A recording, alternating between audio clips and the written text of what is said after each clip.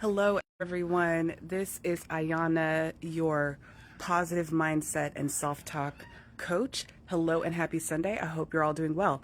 In this video, we're going to talk a little bit about one important thing around work stress. Okay, raise your hand if you have experienced work stress before. Okay, my hand is shooting up. And because work stress is something that is so common, it's a normal part of life. And in this video, we're going to talk about one important aspect of work stress, which is all about advocating for your needs. And I just got back from a run, and I am living my best life out here in my backyard in Oakland, and it is amazing. It is a beautiful day out. So if you are in a place where you can go outside and be in the world a little bit, go get some fresh air. Even if the weather is not great, just even being outside for a couple of minutes can really do wonders for your mental health. We are meant to get some of that vitamin D, and we are meant to get some of that vitamin B for breeze. That's not really what vitamin B is for, but you get the idea. So before I dive into my video, I want to make a quick announcement that if you struggle with your own self-talk, if you struggle with your own mindset, you may not have any idea how the way that you talk to yourself in your head is actually sabotaging you and your success. So what you want to do is you have to be able to change the messaging in your head in order to get where you want to be long term, and in order to feel happy and empowered and peaceful. Sorry, okay. I'm having a hard time. There we go. Okay. I had to switch back and forth between my hands there. Sorry about that. So if you struggle with that, definitely go into my Udemy course. It is called, I think it's called Confidence and Positive Mindset for Success. And if you check the link below, you'll have access to that. It is an amazing course that will help you work through all that. It is what I am calling my magnum opus, and it has so many amazing tools and activities in there. And I have over 2,000 students who are loving that course and giving me positive reviews. So go check it out for yourself. It's amazing. All right, so with that said, let's dive into our video. So raise your hand again if you have work stress. Ding, ding, ding, ding, ding. Okay, yes, we all do. Now, whether the stress is coming from if you have ever worked a job, you have experienced work stress. And there are so many things that cause work stress. But in this video, I want to speak to specifically about advocating for your needs.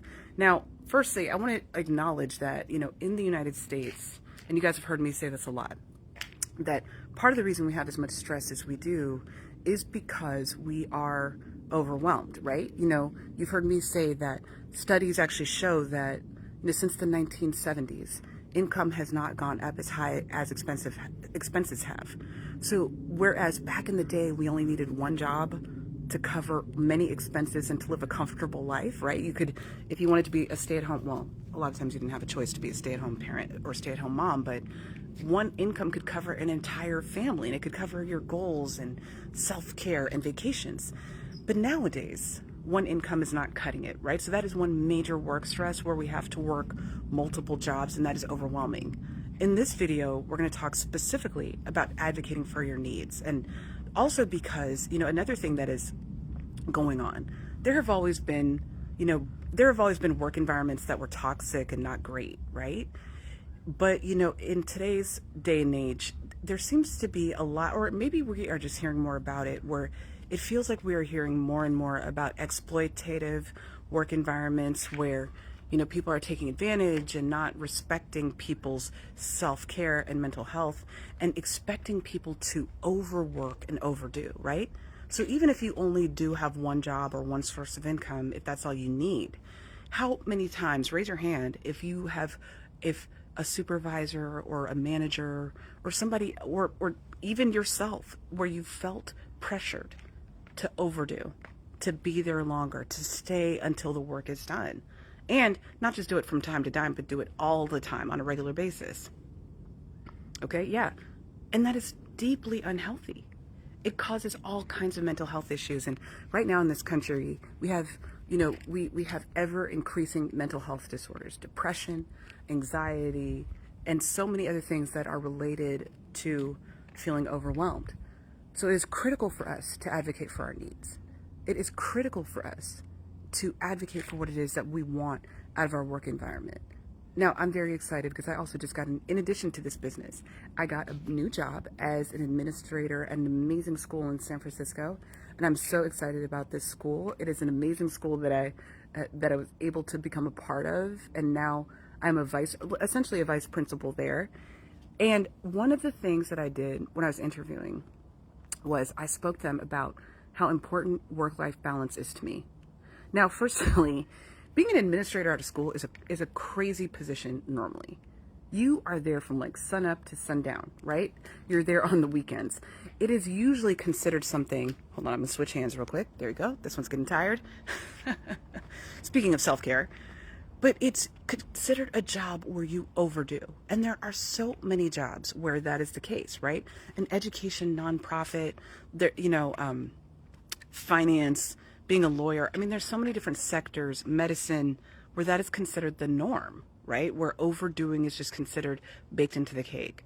And one of the things that I made sure that I did, because I burnt out of education before, even though I love it. So I made sure that I let the team know when I was interviewing that I really wanted work-life balance, that I wanted to, that if there were, extenuating circumstances or, things that needed to happen outside of the regular hours, that I didn't want that to be the norm. And, and the team understood that. And they even mentioned how they are working on that themselves, right? That they are trying to build that within themselves. And I also mentioned too how important walks are to me during my lunch break. That I take a lunch break and that I go off campus for a walk, and they understood and respected that, and it was amazing. So one of the things I want to advocate for is this, letting people know what your needs are. Sometimes we feel as though just by communicating our needs, that people will think that we are not serious about the work, or that we are not committed, or that we are not passionate enough, or that we are, dare I say it, lazy. And lazy should be considered a 4-letter word, right? Self-care is what we all need to have good mental health. It's what we need to stay sane. And especially if we like the job that we're at, or if we want to stay there long term, or even if it's not our favorite place, but we want to be there for a while, the only way we will be able to do that is if we are not burnt out.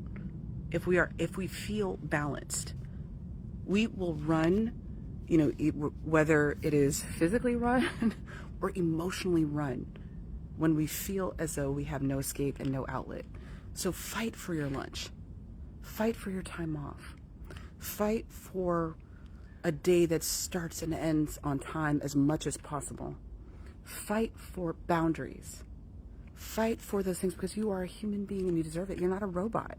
And we do better, and we produce better work when we are rested, and when we take care of ourselves, and when we're eating well, and when we exercise, and when we walk, and when we go outside, and we get in touch with nature. We do better. We are better people to those that we love and care about. I am a better parent when I have good self-care. So it is critical. Now, if you are not at the beginning of a job, that's okay, right? So, what you can do, there's always an opportunity for you to go in and renegotiate. If you feel like you've been overdoing and overgoing and you're starting to burn out, and maybe you're fantasizing about quitting, go talk to, a superior or a team member who can help you impact your schedule. Or if you are at the top, switch up your schedule. Give yourself permission. Take a full lunch. You know how many people in the U.S. have lunch breaks that are like 45 minutes to an hour, but are not taking it? I mean, it's ridiculous. Go take your break, take your time off, and do something that helps you unplug. Okay, you deserve it, and everybody will thank you. Okay, so I'm a better parent when I take a lunch break. When I take care of myself, when I listen to things that make me feel good, and when I communicate my boundaries clearly. You can do it respectfully. You are not lazy.